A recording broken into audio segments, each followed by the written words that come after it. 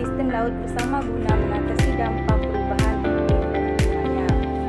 Ada ekonomi biru atau blue economy.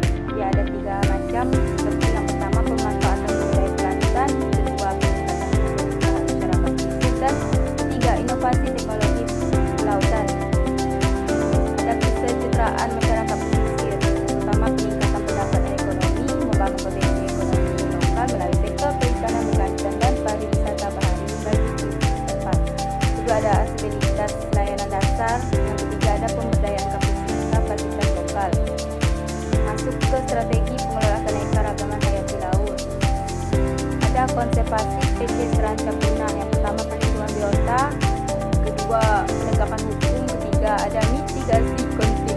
Pertama yang ada fokus utama diarahkan pada penyelamatan spesies prioritas seperti pari manta dan penyu dan ancaman eksploitasi melalui penerapan regulasi ketat serta pemantauan regulasi secara berkala. Tidak ada penguatan pengawasan di wilayah perairan sangat krusial untuk mencegah praktik perburuan liar dan perdagangan ilegal satwa laut yang dilindungi guna menjaga keseimbangan ekosistem.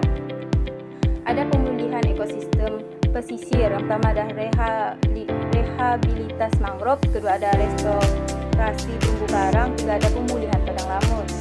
Untuk melakukan yang pertama, melakukan penanaman kembali hutan bakau untuk mencegah abrasi dan menyediakan habitat bagi biota laut. Kedua ada mengimplementasikan teknik transplantasi karang dan pembuatan tumbuh buatan guna pemulihan biodiversitas laut. Ketiga ada melindungi dan menanam kembali area lamun sebagai